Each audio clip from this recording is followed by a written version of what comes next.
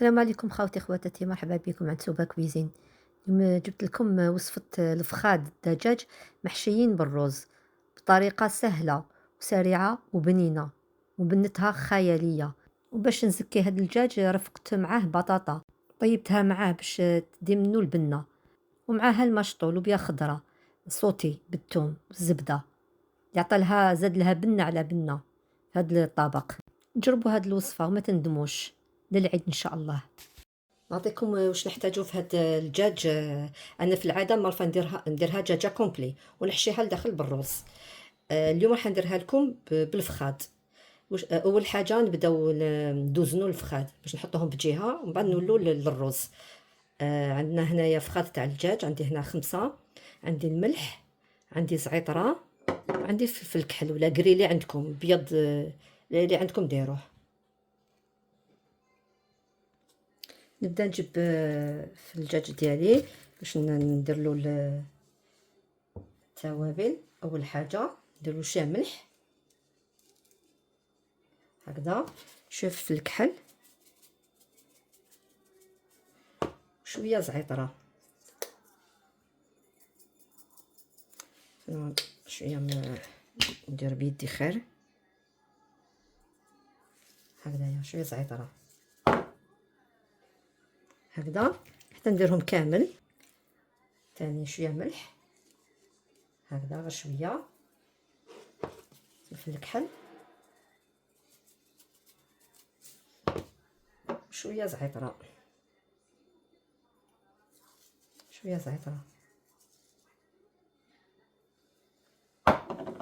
هكذا حتى كندير كامل الدجاج اللي عندي. نعطيكم واش نحتاجو في الحشوه تاع الدجاج. الدجاج صاير يعني تبلتو، درت له الملح فلفل الكحل وزعتره، حطيتو بجهه. عندي هنايا الرز طيبتو بصح ما طيبتوش 100%، حوالي 80% طيبتو. عندي هنايا حبيبه طوماطيش قطعتها رقيق، طوماطيش هايليك، بصل وزوج سنينات الثوم، عندي الرند، عندي زعتره والملح والفلفل الكحل. ونحتاج ثاني طرف تاع زبده باش نديروه هنا مع الرز. اول حاجه نحط البصل مع الثوم. هاد الوصفه تجي هايله، هاد الدجاج محشي بالرز من اروع ما يكون. طماطم، انا هذه سنين وسنين، اكثر من 20 سنه نستعملوه حنا هذا الرز. الرند كنقسموه لطريفات صغار، ومن بعد كي نقدموه نحوه. انا في العاده بس كنديرو فيه دجاجه كومبلي، مي كان حنديروه في الفخاد كي نقسموه نحوه هكذا. درت 3 وريقات،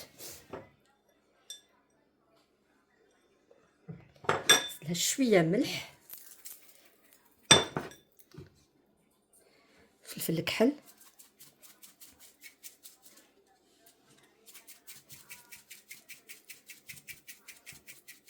هكذا فلفل الكحل، الزبده هذيك اللي درتها، الزبده نقطعها هكذا دي مغصو باش الرز تاعنا ما يجيش ناشف كلي دهناه.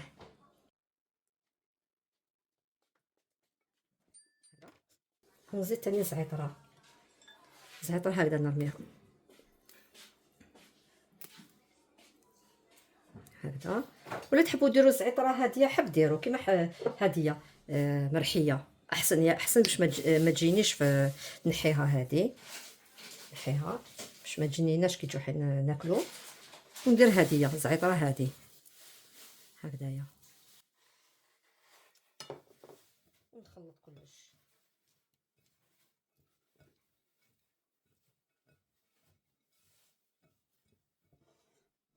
الريحه تاعها ريحه الثوم وريحه الرند وزعتره تعطي ريحه هايله.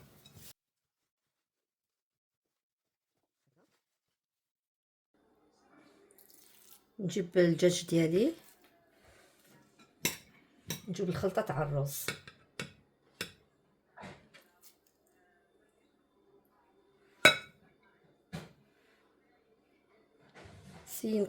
نسي نعمرو قد ما نقدر باش يجي معمر لداخل.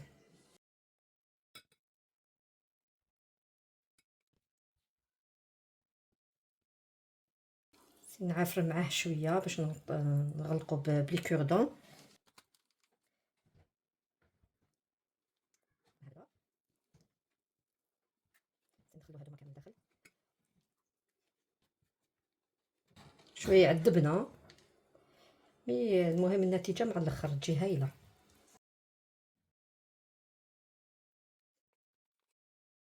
ناخدو هكذا لي كوردون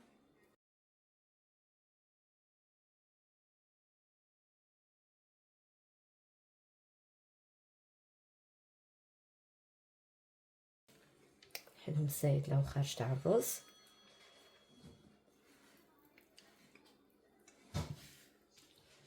ونطفو هذا اللي قعد،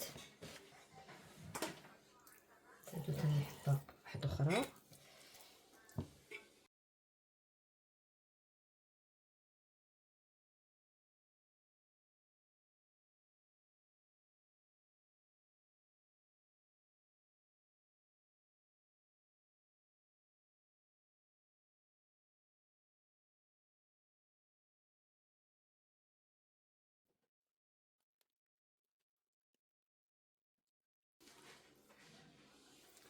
جبت هنايا البلا اللي يروح للفوغ، جبت البطاطا قطعتها هكذا كبار، حبيبات ماشي كبار، قسمتهم على زوج، درت فيهم بصل تاني قطعته تاني هكذا خشين، والثوم تاني قطعته هكذا خشين الثوم، درت الرند، درت حبيبه طوماطيش وزعتره. هادو هما دوك ندير الملح في الكحل، ندير الملح ندير فلفل الكحل.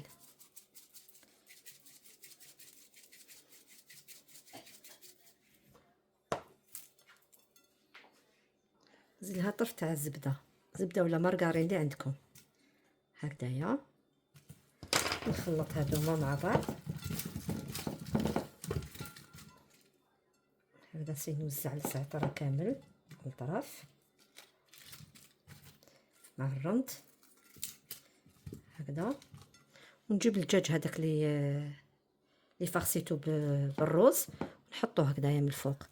يعني احسن ديروا دجاجه باسكو هكذايا تاع الفخاد عذبني باش عمرته هكذا.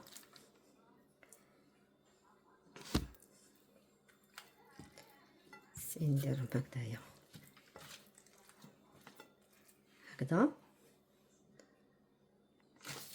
شوف فلفل الكحل من الفوق على خطات نحالو كامل اللي كنت دايرت له هكذا. جبت ورق طبخ راني شمختو بالماء باش يجيني ساهل نتحكم فيه. ونجيب بابي الومنيوم هكذا.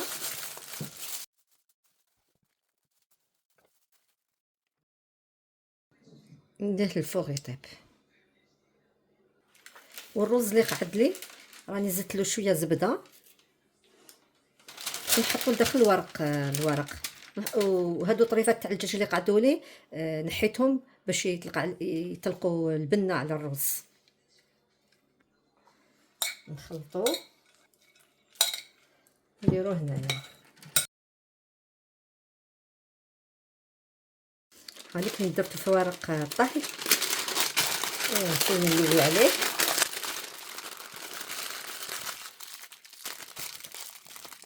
نزيد له ثاني بابي الومنيوم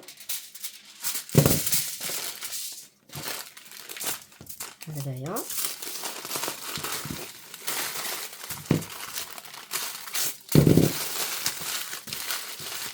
هكذا نحطو في سنيوه في قدام البلاطو الاخر ونخليه يطيب. راني جبت مول درت فيه شويه ما باش ما يشدش، ونحطوه لداخل هكذايا، نحطو يطيب مع الدجاج.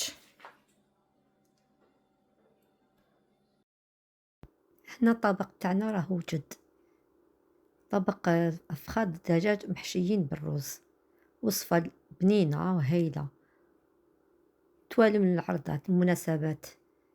رافقتها بالبطاطا وزدت معها لوبيا خضراء ماشطو، درتو صوتي غير في الزبده والمعدنوس وفلفل الكحل. طبق من اروع ما يكون، يحمر الوجه. جربوه ورجعوا لي بالخبر، ما تندموش على هذه الوصفه. اذا عجبتكم هذه الوصفه بارطاجيوها مع احبابكم وصحابكم، ما تنسونيش باللايكات. يعطيكم الصحه على المشاهده، صحه فطوركم، صحه سحوركم، تصبحوا بخير.